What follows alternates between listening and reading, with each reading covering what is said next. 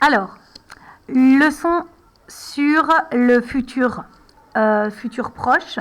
Alors, nous avons déjà étudié ensemble la semaine dernière et la semaine précédente les formes du futur proche et les formes du futur simple pour les verbes que l'on appelle les verbes réguliers.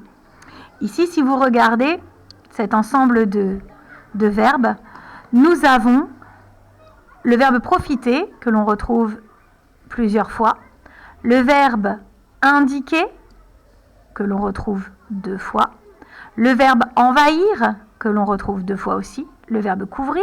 Et quand on regarde leur conjugaison, on se rend compte qu'on utilise le radical de l'infinitif et qu'on rajoute derrière la terminaison du futur.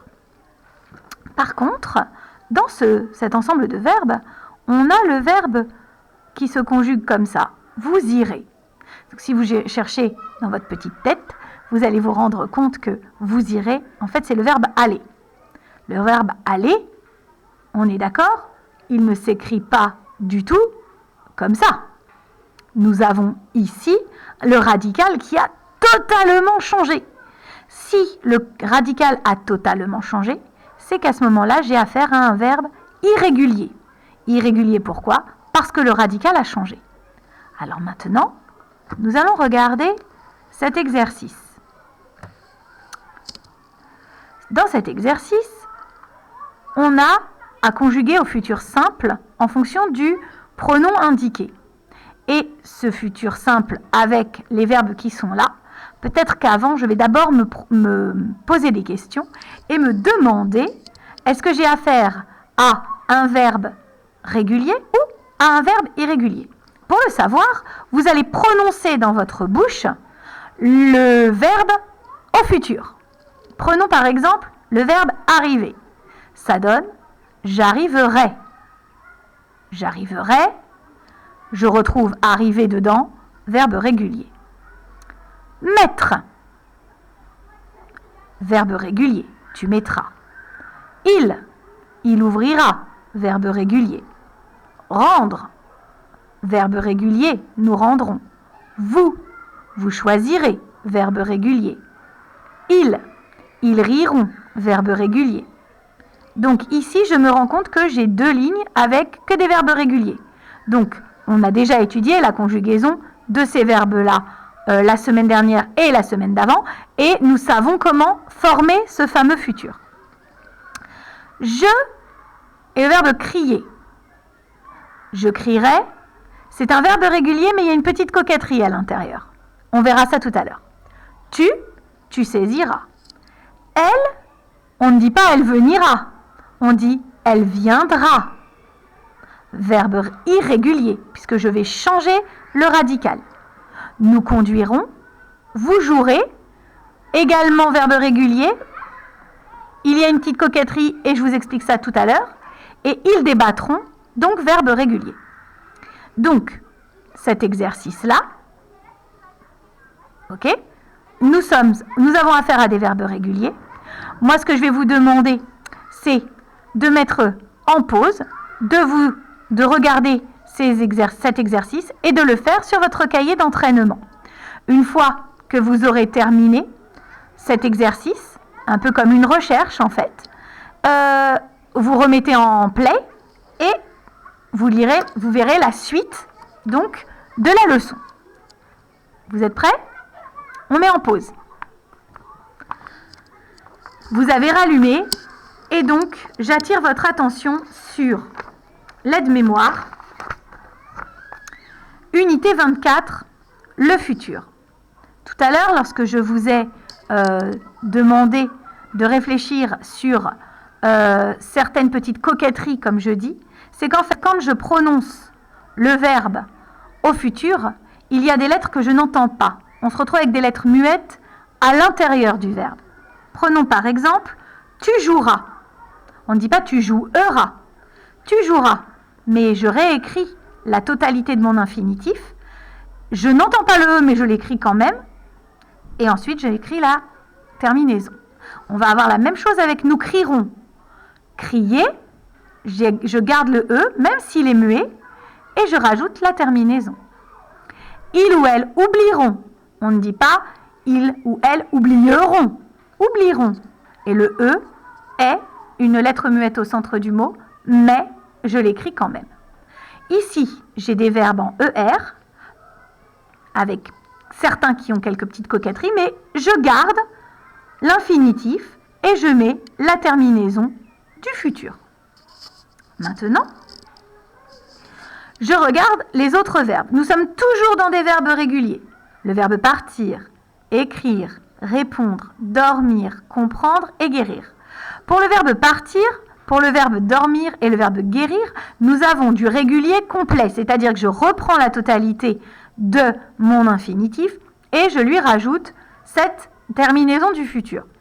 Pour le verbe écrire, le verbe répondre et le verbe comprendre, il va se passer que le E de la fin, je l'enlève et je rajoute la terminaison du futur à la fin. Pareil pour répondre, pareil pour comprendre. Mais ça, on l'avait déjà vu avec le verbe attendre, le verbe entendre, etc. dans les conjugaisons de la semaine passée. Maintenant, on va regarder l'unité 25. Dans l'unité 25, la colonne du futur, je vais avoir des verbes irréguliers. Le verbe irrégulier, par exemple, avoir, ça devient j'aurai, tu auras, il aura, etc.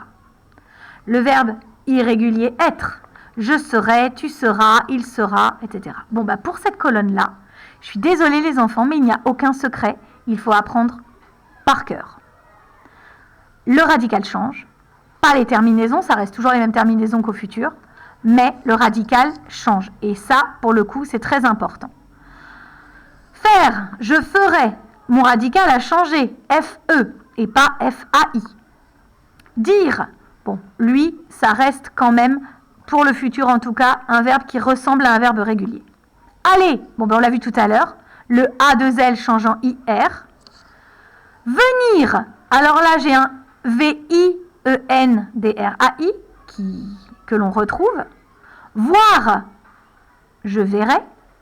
Vouloir, ça devient je voudrais. On oublie le L, on le remplace par un D. Et pouvoir, je oublie mon V et on va mettre 2 R. Alors,